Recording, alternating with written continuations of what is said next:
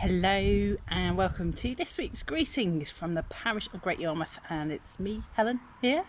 At the moment it's a bit of a shuttle, isn't it, between Simon and I, but things are starting to come together, and thinking about new patterns for the way forward. And it all sounds very exciting, and I'm sorry I'm not going to be a part of it, but watch this space, because things are going to be happening in the parish for the rest of this year, I think, that are going to be exciting. And just this morning we had our second inclusive coffee morning with a special rainbow edition for Pride Month, which happens every June. And we're thinking about how we can get involved maybe in Great Yarmouth and Waveney Pride and in Norwich Pride, which is on the 30th of July. And there are various things still knocking about to do with the Green Yarmouth event. There's a new exhibition coming in. We just popped into the Minster this evening and the handbell ringers were back, making a beautiful, beautiful noise. And the choristers are building up in numbers. The choir has got their mojo back after all that long lockdown pause. People are starting to read and lead the prayers in church, and it all feels like we're getting there. And I think when we were in the depths of lockdown, there was I don't know about you, but I definitely had a feeling like, when will this ever end? And it hasn't quite ended yet. We're still not quite back to normal, whatever normal might be, and we're not going back to the normal that we were at before, but we are getting back to a position where we can kind of look to the future and start planning things with a little bit more certainty, and a little bit is this going to happen, or are we going to be back in lockdown, and all that kind of stuff. So that's good. And this weekend we've got another feast. I love this time of year. It just feels like there's feast upon feast upon feast.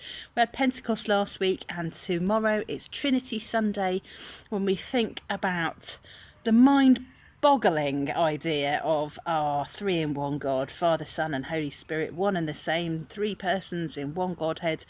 And even Rowan Williams, with his massive brain, hasn't quite managed to distill it down into a pithy, this is what it is. It's a mystery in lots of ways, and I know sometimes people don't really like mysteries, but I'm okay with that. I'm okay with the fact that I think I know kind of what it means, but I'm never going to completely understand it, not in this lifetime anyway. So it's a good opportunity to kind of have a little bit of a wrangle with that mystery and think about what it means for us to believe in a God of relationships. And then on Thursday evening we've got Corpus Christi, when we give thanks for the instruction that Jesus gave us to do this in remembrance of him, as we take the bread and the wine. And it's still still not that long that we've been having both the bread and the wine again, and I know some people are feeling that they're not quite ready to take the cup, and that's absolutely fine. As we've said all the way through COVID, if you just have the bread, it's communion complete in and of itself, but it's a good opportunity to come and give thanks for that special thing that kind of lies at the heart of our worship in this parish.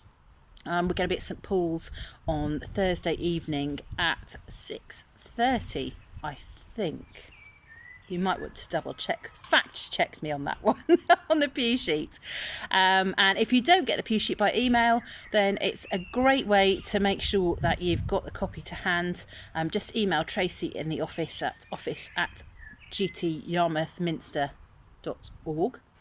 And she'll add you to the list, no problem at all. And then you won't miss a single thing, because there are things happening again, and all sorts of wonderful and lovely things. So don't miss out. And if you come into church and have a paper one, and you don't think, oh, I don't need to take it home because I've got the email one, well, why don't you take it and put it in your neighbour's letterbox in case they want to find out what's going on? Because it's no good doing lots of lovely things if we just keep them all to ourselves. And as we're thinking about Trinity Sunday things, it's thinking about living in relationship, and so we need to open ourselves up to be in relationship with the world.